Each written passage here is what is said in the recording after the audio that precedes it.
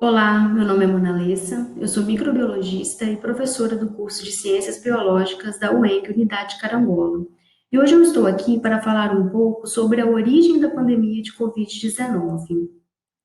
Os primeiros casos dessa doença eles foram notificados na cidade de Wuhan, uma grande metrópole chinesa com a população de aproximadamente 11 milhões de habitantes. No final de dezembro de 2019, os profissionais de saúde dessa cidade observaram um grande número de casos de pneumonia de origem até então desconhecida.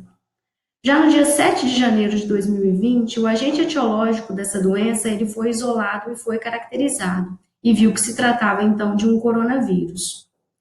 No dia 12 de janeiro de 2020, o genoma desse coronavírus já foi totalmente sequenciado, e esse sequenciamento permitiu, então, que análises comparativas fossem feitas com os genomas de outros coronavírus.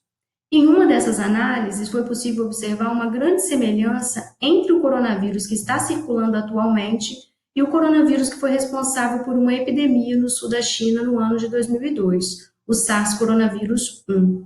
Devido a essa semelhança, o coronavírus que está circulando atualmente recebeu então o nome de SARS-CoV-2. No dia 30 de janeiro de 2020, o OMS declara a emergência global e, rapidamente, essa doença se dissemina por praticamente todos os continentes. No dia 11 de março de 2020, o OMS declara, então, que nós estamos vivendo uma pandemia da Covid-19. Um fato curioso é que nos primeiros casos da Covid-19, lá na cidade de Wuhan, a maioria das pessoas que apresentaram a doença uma relação muito próxima com o mercado da cidade. Ou trabalhavam nesse mercado ou passaram por esse mercado. Esse mercado ele é muito conhecido por comercializar animais silvestres vivos. Mercados semelhantes a esse são espalhados por toda a China e um mercado muito parecido com esse foi responsável, então, por disseminar o SARS-CoV-1 na epidemia de 2002 no sul da China. Esses mercados eles são um grande problema para a saúde pública, porque neles os animais eles ficam muito próximos uns aos outros. E nós sabemos que os animais silvestres eles são reservatórios naturais de uma grande quantidade de micro-organismos, incluindo vírus, né? E devido a essa proximidade, um animal ele tem contato com a excreta, sangue, secreção do outro.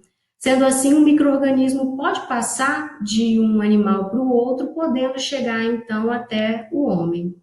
Devido a essa proximidade, esses mercados oferecem uma grande chance para as zoonoses se desenvolverem.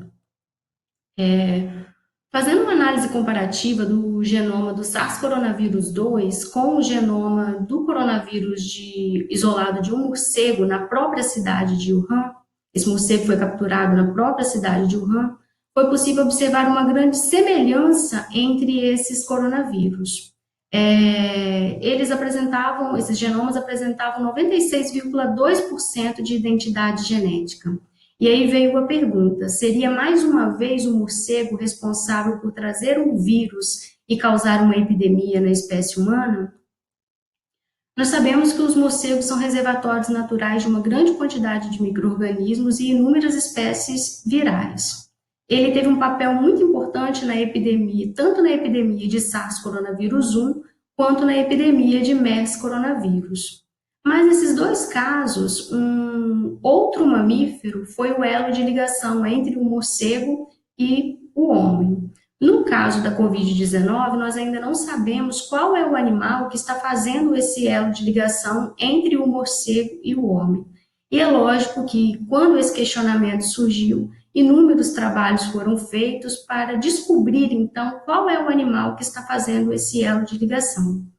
E um resultado bem interessante foi obtido ao comparar o genoma de SARS-CoV-2 com o genoma do coronavírus isolado desse pequeno mamífero chamado de pangolim.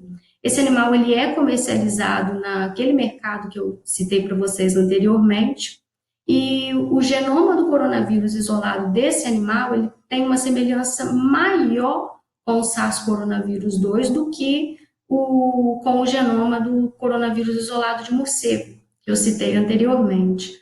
A única diferença genética que esses dois coronavírus têm, o coronavírus isolado do pangolim e o SARS-CoV-2, a única diferença entre eles provavelmente está relacionada com a capacidade de infectar a célula humana, já que o coronavírus isolado do pangolim, ele não tem essa capacidade de infectar a célula humana. Bom, como vocês puderam observar, várias análises comparativas foram feitas entre o SARS-CoV-2 e outros genomas de coronavírus. Então, é possível observar uma grande semelhança entre essas sequências. E o que descarta a possibilidade do SARS-CoV-2 ser uma arma biológica, né?